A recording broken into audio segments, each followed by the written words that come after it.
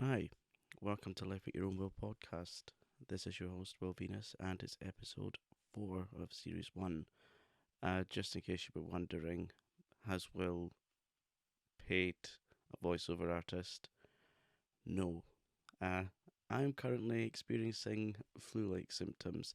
No, it is nothing to do with that thing that's had the most talked about ratings in the past few years. It's not that thing, I have done a test. But still, excuse me, still, here I am chatting to you guys because I didn't want to leave you without an episode for a week. So, whilst I'm sat here in my blue hoodie with the hood up, feeling a bit cold, and it's one of those days where we do have the heating on because there are certain days that we don't have the heating on at all because it costs a fucking fortune. I still feel cold. So do feel free to write in with your letters of sympathy. Yes, what have we got coming up today? Well, I wanted to talk about what me and my husband did yesterday. Yes, it is something clean. So for the mucky lot out there, I'm sorry to disappoint. We went to the theatre. We went to the Edinburgh Playhouse to see Annie starring Paul Grady. I can't wait to talk about that with you all. And I want to talk about annoyances. It's good. I'm in one of those moods where I'm feeling absolutely shit, and I want to talk about things that I like to moan about. So if that's the kind of thing that you want to listen to, do keep listening, follow the pod, leave a review, etc., so you can help me with my reach. So here we go. So just a little bit of background. Me and my husband, we absolutely adore the theatre. And when they were closed during the pandemic, because they weren't viable, apparently, we were heartbroken because it was one of our normal things to do. We would go to see maybe 6 shows at least a year. And to go from that to absolutely nothing was heartbreaking. And then when you also think about the ramifications for the theatres, you're thinking, are they going to be able to stay open? Will they have to sell? Will they have to close? And so to have all of those people together in one room, just essentially to celebrate art, it's magical for us. And we went to see the production of Annie. And this, I mean, we'd seen it a few years ago starring Leslie Joseph as Miss Hannigan, but this year, Miss Hannigan was played by the iconic Paul O'Grady, and it was just so magical. And it was the the theatre was absolutely packed. It was a full house. Uh, sitting next to me, directly to my right, was two kids, which usually I would not tolerate at all. I can't stand kids that aren't my own nephews and nieces because they behave really nicely. I mean, I know I am biased because I am their uncle, I suppose. I'm non binary, so I don't know what the word is for uncle, so I'm just going to say, or gunkle, gay uncle, gunkle. Yeah, they're the most best behaved kids, so shout out to my nieces and nephews. That's if they listen to this one day. Hopefully, they don't listen to it as a child because I suppose it could be deemed as inappropriate. What the hell am I talking about? This is just waffle. I think my brain is just spewing right now. Excuse me. I am going to try my best to edit out all the coughs and the noises. Oh dear. Uh, I'm not even in the mood to eat today, and that is not like me. No. Also, I do hope the sound is good because I'm using a few different settings on this mic now that I've learned how to properly use it. It's not just a case of plug and play. Although this is a plug and play mic, but I like to fiddle with the settings to make sure that you get the best noise sound possible. So yeah, we went for the evening show. Is there a special name for that? I know the one in the afternoon is a matinee. Well, yeah, we went for the evening show, and it was absolutely packed out. And as we were exiting, yeah, I'm doing it in a bit of a jumbled fashion, but that's just my autistic brain. Sorry. As we were coming out, I thought, what would happen if there was an emergency? Are we all going to get crushed?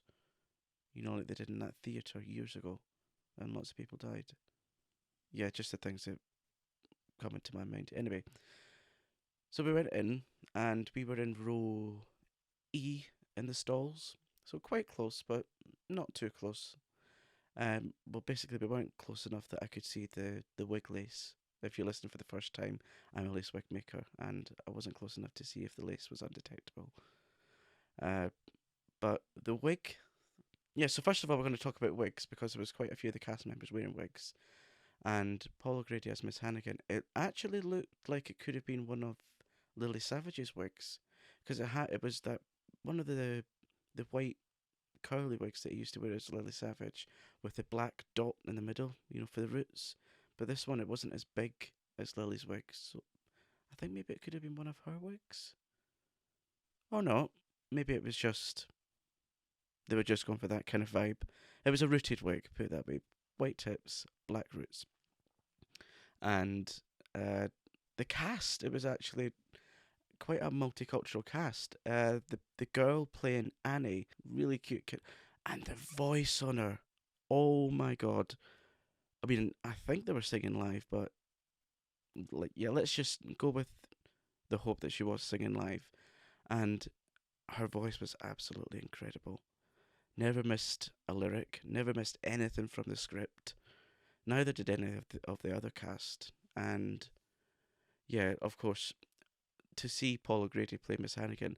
Paul O'Grady has been like a running theme in our family for, well, ever since I can remember, because anything that he was in, my mum adored. Because apart from me and my sisters, he was just her favourite person in the world. She always watched his tea time show when he had that on. I think it was Channel 4 years ago. She always read his books, always watched him in like like the documentaries that he does with the animals. Because Paul O'Grady, he absolutely adores animals, and he's got a plethora of animals on the farm that he lives on. And yeah, that was really nice. And just to see, I think well, it must have been thousands of people together, because it is quite a big theatre. Just to see everyone together there to celebrate art and to have a good time, and the smile on people's faces, and everyone being, that feeling of togetherness. It was magical, and there was not one parent, there was not one person wearing a mask, so you could see everyone's smiles and facial expressions. I keep coming back to this word magical. Yeah, it was just so magical. And then the sets. Oh, I always remember going to the Lyceum in Edinburgh as a kid, and then when you saw the sets moving, oh, I'm like, I need to work in this field. I should be on the stage, or at least be doing the wigs for people on stage. And yeah, and there was a golden retriever as part of the story for Annie's dog. Oh, and it was so well trained. It was gorgeous. It didn't once, not once, look at the audience at all. This dog must have been trained so well. Sorry, had to have a quick tissue break there. Yeah, probably a bit too much info for you, but yeah, the sets amazingly designed. They all worked. They all, and the lighting and the music. Uh, we were maybe 10 people away from one of the huge speakers, and anytime there was like a surprise sound effect, when something happened in the play, me and my husband kind of jumped out of our seats because it was so freaking loud. But I suppose they do need to fill the whole, what's it called, the whole room, the hall, the auditorium. What's the right word? Do write in. And then it came to the break, and the safety curtain came down, and I was unaware of this, but I didn't realise you could do this. So for like the privileged people, the privileged people like my husband and I, we could go onto this app. Oh, sorry for that plosive. We could go onto this app and order food, and it would actually be brought to the row. You would not have to leave your seat. Yeah, yeah, that was one of the treats that we had. But it was £4 for a tiny little box of ready salted crisps, and £2 each for a tiny bottle of juice. And there was a service charge, of course, for the 50 steps that they had to walk to bring it to us. Yeah, but we thought, you only live once, and it was it had been so long since we'd been to the theatre. We thought, yeah, let's just pretend that we're rich, privileged people, but we're not rich, privileged people. Unless you want to send donations, please feel free to donate to my Ko-fi or coffee, whatever you call it. If you can't afford it, please don't. I know times are hard. And yeah, then the second half came. I mean, most people know the story of Annie, and yeah, we kind of knew what was coming in the second half. But yeah, it was magical. I was so nervous at going. I don't know why. Maybe it was because I was worried about all the different sounds and smells and people, because I'm autistic and I've got lots of sensory problems. But I'm so glad I went. So glad I went. And it was to see Paul O'Grady in real life. I was at most of the time I was actually sat there for my mum because my mum is no longer with us, and if she got to be in the same room as Paul O'Grady, I'm actually tearing up at this point. And if she got to be in the same room as Paul O'Grady, she would have been that would have been her life made really. Never mind having grandchildren or, you know, their children doing well with their careers or whatever. That would have been her life made if she was in the same room as Paul O'Grady. She would have absolutely loved it. So when I wrote my story, tagging the play and Paul and the theatre, I wrote in it, "This is for you, Mum," because it really was. I just so wish that she had that opportunity, but she didn't. So I raised my glass, well, my glass. I raised my bottle of Iron Brew for my mum, and I said, "This is for you, Mum. I love you, darling." And that was that. And then when everything finished, it took about 15 minutes for us to get out of the place because it was so packed. And just before I get to that point, I want to talk a little bit about theatre etiquette. Okay, I listened recently to what me and my husband would consider two friends. They have a YouTube channel called The Isolation Creations. I'll leave the link in the not the description. We're not on YouTube. In the show reels. Show reels? No, the show notes. Yeah, you can tell that I'm unwell. And they have their own show, and it's like parodies of things that people write into requests and things that they love. And then one day they got onto the discussion of theatre etiquette. Now, I'm a great believer in theatre etiquette. I'm like, you go in, you be quiet, you don't have your phones out, you shut up, you watch the play, and that's it.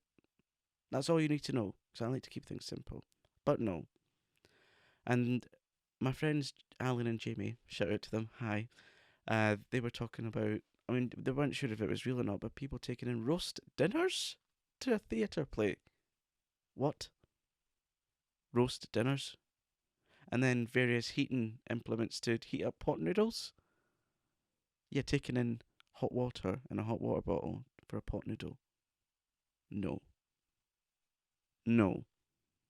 Maybe if you're doing like a drive through cinema, fine, you're in your own car, but not in the theatre. That is deeply disrespectful. And as me and my husband were sat through this play, we kept getting this smell, and it was like the smell of chicken tikka, which I love. And I really wanted some when we came out of the theatre, but there was nowhere open. But I wasn't expecting it. But, the smell of chicken tikka in the theatre? No.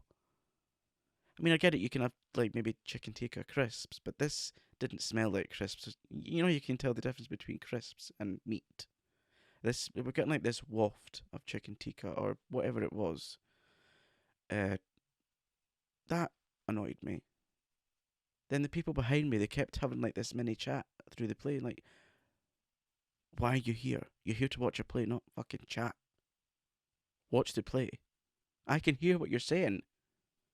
And that they were having some sort of chat about her and her boyfriend or something. I wasn't really deeply listening to it because I was really interested in watching and listening to the show. So that was fun. And then when at various points before the play starts, you get what do you call the people in the theatre that go about with the torches and the signs and things, and the people that stop you doing, what are they called? Ushers? I know that's what they used to be called in cinemas, ushers, but is it the same for theatre? Let's just call them ushers. And we're going around with these huge yellow signs, and it was saying, don't use your phone, don't record anything, don't photograph anything during the production. But yet, still, people had their phones out. I'm like, fucking respect where you are. This is a theatre. Use your phone when you're out. If you've got something that's so important that can't wait, wait till the break. Or actually don't come at all. So that annoyed me. And then someone behind me with the rustling crisp packet. Oh, now I've just realised why they serve things to you in a box of crisps, so you don't make that noise in the theatre. But rustling crisp packets. Oh. Again, why can't you wait until the break? But no, they had to do it through the production. Yeah. And then the kids next to me, I mean, they were well behaved enough, but they were kicking off their shoes and going, "Mummy, can I have a booster seat?" And they were like, "Well, no, darling, I don't know where to get it." And then they're like, "I want a booster, I can't see." And I thought, oh no, I'm going to have to put up with this for this. I mean, it was 2.5 hours, this play. And I thought, oh no, I'm going to have to put up with this because me and kids do not get along. We famously do not get along. That's if they're not my own relatives. Because, kids can be little shits. Let's be honest. I mean, yeah, you can get well behaved ones, but kids can be little shites. Yeah. But no, once they had to, they'd kicked off their shoes and they were sat on the booster seat, which actually looked like an upside down cat litter tray. Yeah. And I wish I had a booster seat because there was this woman sat in front of me, and I had to keep looking to the left and right of the back of her head because I couldn't see the stage. So that was fun. And then 2 rows in front of us, I was convinced, because, hair and wigs is my thing, yeah? So I recognise people's hair, and I was convinced, absolutely convinced, that 2 rows in front of us, Julie Goodyear was in the theatre.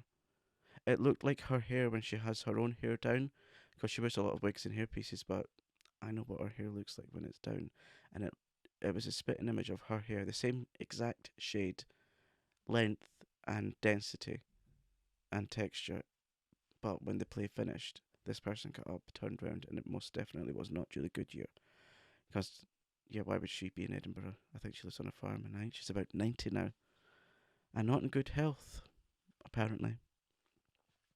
So, yeah, that was fun. Then we went out, and it was so nice to get out because I really wanted the fresh air, because when you're in the theatre, I mean, it's for a while, it's nice to smell like the dust of the place. You know what I mean? And just all humans together. Thankfully, most of them smell all right. Thankfully, I wasn't sat next to anyone that was smelly. It was just my husband at one side of me and a child at the other. And the child, she was fine. But then after the break, the child swapped seats and it was the mother sat next to me. And it was one of these really prim and proper people that I just can't tolerate. One of those people that never has a hair out of place or is very anal. That kind of thing. Not anal as in sex, but very up uptight. Those kind of people. I know you're not meant to judge a book by its cover and everything, but you could just tell that she was an uptight woman, especially with the way she kept her knees very tightly together and she just gave off that kind of vibe. Okay, and then it finished. We got nice fresh air, and then came home, and this crap with my throat and my nose and my head and my eyes and my glands started, and I thought, oh god, because like when you get that feeling, you think, oh, there's something going around, it's coming, and then you feel quite hot, and then I woke up at various points during the night, and I thought, oh god, this feels like flu. It's not COVID. I took a test, and that's the only test I intend on taking, because, well, I can't afford to keep buying COVID tests because they're not free here. Yeah. And that brings me to this point. Now I'm going to turn into Victor Meldrew because I want to talk about things that annoy me. Now that I've discussed the theatre, excuse me, now that I've discussed my theatre etiquette, I want to talk about things that really piss me off in regular life. So, I don't believe it! The name of sanity. Yeah, I'm turning into Victor Meldrew. I've always been a Victor Meldrew. I came out of the womb wearing slippers, and yeah, I had a bald head. Yeah. So the first one, when you have maybe once a month or twice a month, question mark, when you're too poorly to cook and have no other food in the house and you have a microwave meal. Yeah, you know the ones. And then you poke the seal, cook it, bring it out, it's piping hot, then you try to take the seal off and only the perimeter seal comes off. None of the other stuff comes off. Why? Why do that to people? Why can it not all come off in a oneer? Why do you then have to go and get scissors and cut carefully around it so you don't scald yourself with steam? Yeah, I know people will say, well, just cook proper meals. Piss off. When I can't be bothered cooking, I'll have a microwave meal. Don't take away my autonomy. Alright. That's the first one. This next one. Now, I understand some people can't help it because they have illnesses, but people who spit in the street when there's no need for it, or footballers on the pitch, it should be made illegal. It should come with a ban. It should come with a fine. Why? Why spit in the street or spit chewing gum in the street? Surely there's a public bin somewhere within the vicinity. Why? Like I said, sometimes you have to cough up phlegm or whatever. But why? Just don't do it. This next one.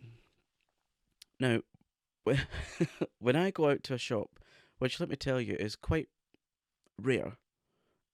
I mean, most that I go out to a shop is once a week. I mean, that's like to shops out with my local area. Local area. If it's like a shopping centre, that's maybe once a week, once a fortnight, and it actually makes my day when I go into a shop and I'm served by someone nice. All the shop staff that I encounter, they're awful. I mean, if you're someone that works in a shop and you're very good at your job, I applaud you. I really do. Working with the public is awful. Because I used to work in a shop. I worked at Sainsbury's on a checkout. And then when they had to have things put on their shelf, they would make me put things on their shelf. Or work in a cafe, so I know what it's like to work in a shop. But when you go to like these checkouts and they're like, they don't even tell you how much the things come to. They don't ask, would you like any help with your packing your bags? They don't have any conversation with you. If I did that and I worked at Sainsbury's, I would be sacked.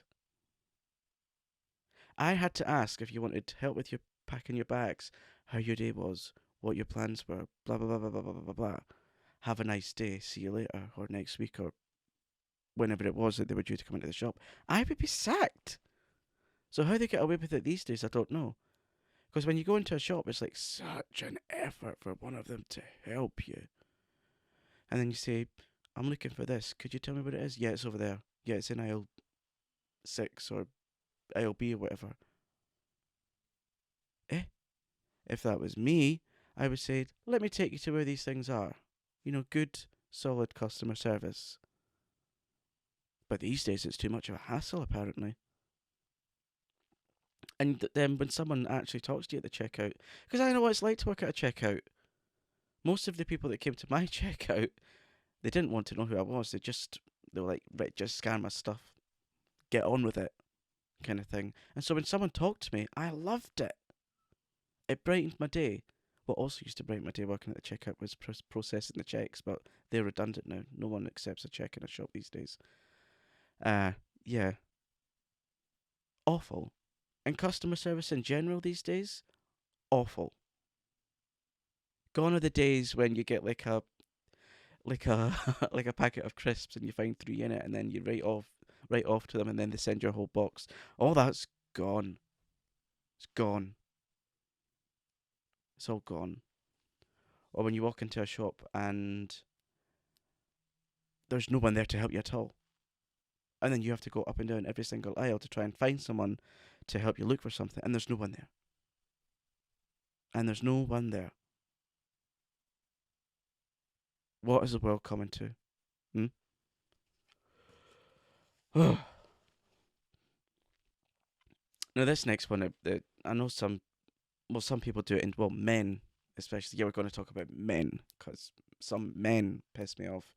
It's these men that are really toxic with their masculinity, and they try too hard. You know, like you. I mean, I could do an impression of a straight man, but I can't. It doesn't come naturally to me.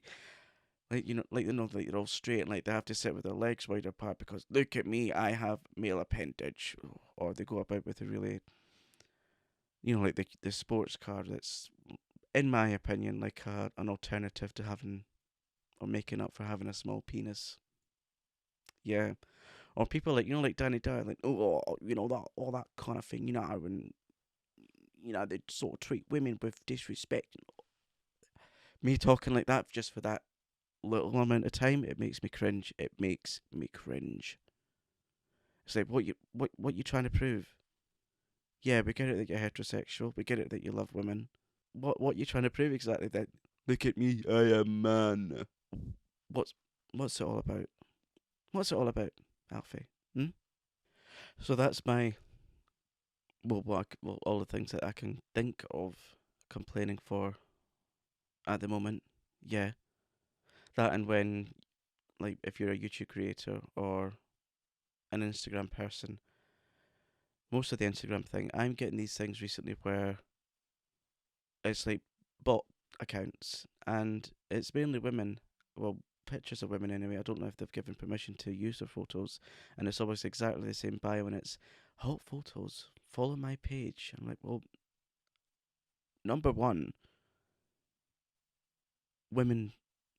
I'm not that way inclined with women.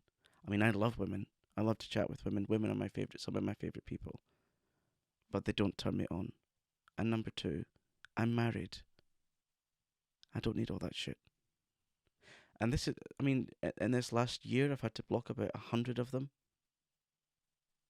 That annoys me because it's like bot accounts that they can reach more people, but yet people like me who create actual, original, wholesome content struggle to grow. We struggle to get followers. We struggle to get, hit the algorithm. You know that guy. Uh, yeah, that annoys me. Or the people that come onto your Instagram or your YouTube and they try to be a smart ass and they're like, well, I've got facts A, B, and C. You are wrong. And I'm like, if I wanted a fact checker, I wouldn't ask a YouTuber. And I would definitely not ask a YouTube commenter. So just piss off. Go and take your inadequacies somewhere else. I cannot stand you. Or, yeah, just take yourself off the internet completely. Or someone that tries to cancel you online or say, you've not said the right politically correct thing. That annoys me. That really annoys me. Because we're now getting to this point in life where no one's allowed an opinion. Or if you have an opinion, then it has to be checked against this unwritten list of things that you're allowed to say. I hate that as well. I mean, there is a difference between telling a joke and being blatantly homophobic or racist or misogynistic or anti Semitic, anti Islam, anti Christian, whatever. There's a difference between telling a joke and that.